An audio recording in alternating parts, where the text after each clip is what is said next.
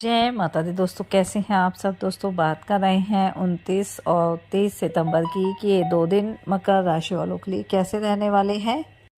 इन 2 दिनों में मकर राशि वालों को क्या खुशखबरी सुनने को मिल सकती है, किन बातों में इन्हें सावधानी रखनी चाहिए। तो इन 2 दिनों का राशिफल जानने से पहले हम इन 2 दिनों का पंचांग जान लेते हैं। 29 सितंबर 2025 दिन सोमवार रहेगा। आश्विन माह शुक्ल पक्ष की सप्तमी तिथि जो 4:33 तक रहेगी। उसके बाद अष्टमी तिथि प्रारंभ हो जाएगी।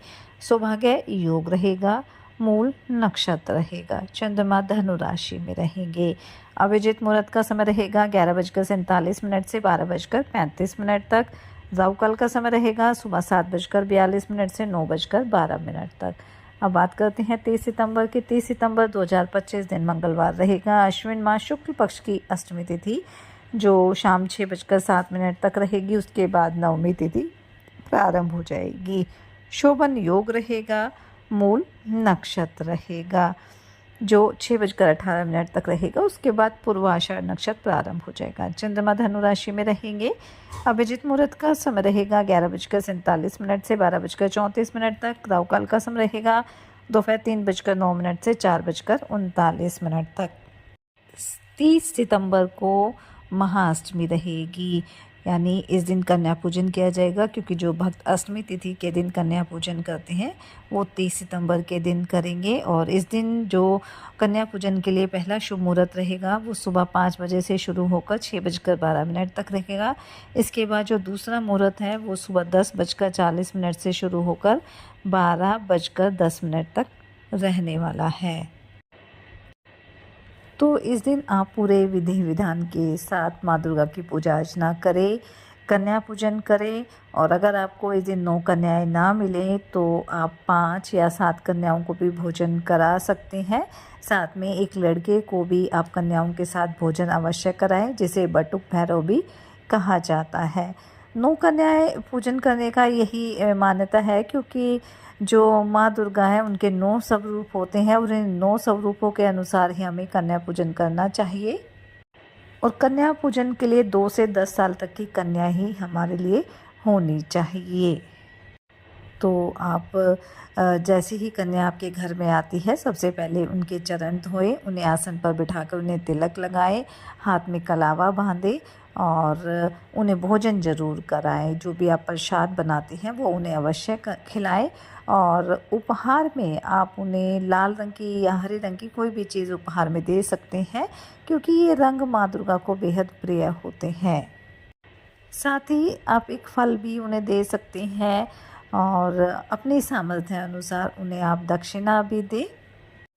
साथ ही इस दिन यानी महाअष्टमी के दिन आप अपने घर में हवन भी कर सकते हैं, क्योंकि इस दिन हवन करने से घर परिवार में सुख शांति बनी रहती है और जीवन से नकारात्मकता भी दूर होती है।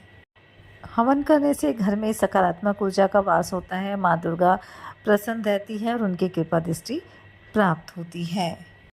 इस तरह महाअष्टमी के दिन आप अपने व्रत का पालन करें और पूरे विधि विधान के साथ माँ दुर्गा को विदा करें और माँ से प्रार्थना करें कि जाने अनजाने में जो भी भूल आपसे हो गई है उसे क्षमा करें और माँ दुर्गा अपनी कृपा दृष्टि हमारे जीवन पर सदैव बनाए रखे। तो चलिए बात कर लेते हैं ये 2 दिन मकर राशि वालों के लिए कैसे रहने वाले हैं। ये 2 दिन मकर राशि वालों के लिए मिले जुले रहेंगे। इन 2 दिनों में अचानक से बड़े धन लाभ के योग भी बन सकते हैं। कोई बड़ी खुशखबरी भी आपको सुनने को मिल सकती है। वहीं इन 2 दिनों में थोड़ी सी थकान का आप अनुभव कर सकते हैं, क्योंकि कामकाज की अधिकता भी रह सकती है। नौकरी पेशा लोगों के लिए 2 दिन काफ़ी अच्छे रहेंगे। आपको कोई जिम्मेदारी मिल सकती है और उस पर आप खरे भी उतरेंगे, लेकिन कहीं ना कहीं थोड़ा सहकर्मी आपके कार्य में रुकावट डालने की कोशिश कर सकते हैं।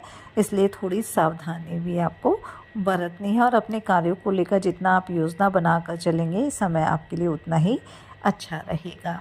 इन 2 दिनों में आप कोई नया मकान, घर, दुकान खरीदने की योजना भी बना सकते हैं और आगे चलकर आपको उसमें लाभ की प्राप्ति होगी।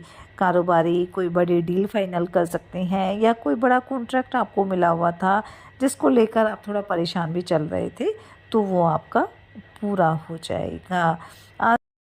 आर्थिक दृष्टिकोण से वैसे तो समय आपके लिए अच्छा ही रहेगा, लेकिन साथ ही अगर आप अपने खर्चों का लेखा जोखा रखेंगे, अपनी आय और व्यय में संतुलन बना कर चलेंगे, तो आगे चलकर भी आपको किसी तरह की समस्या नहीं होगी।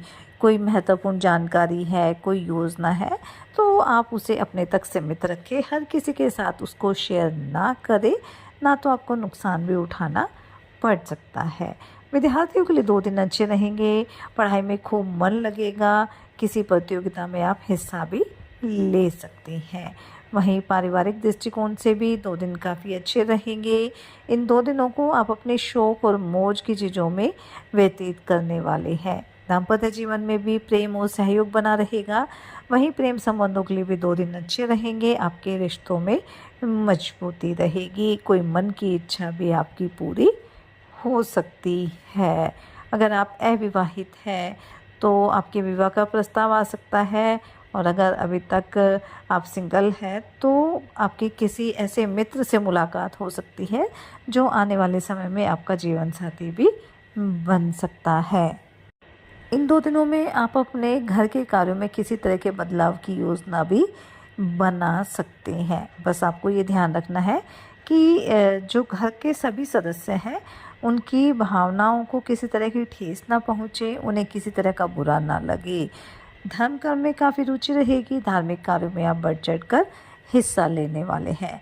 माता पिता की सेवा के लिए भी आप समय निकाल पाएंगे, जिससे उनका आशीर्वाद आपके ऊपर बना रहेगा। किसी पुराने किए गए निवेश से भी अच्छा खासा लाभ मिलने की संभावना रहने वाली है। वहीं जो विद्यार्थी सरकारी नौकरी की तैयारी कर रहे हैं उन्हें पूरी मेहनत से जुट जाना चाहिए, क्योंकि आने वाला समय आपके लिए काफ़ी अच्छा रहने वाला है।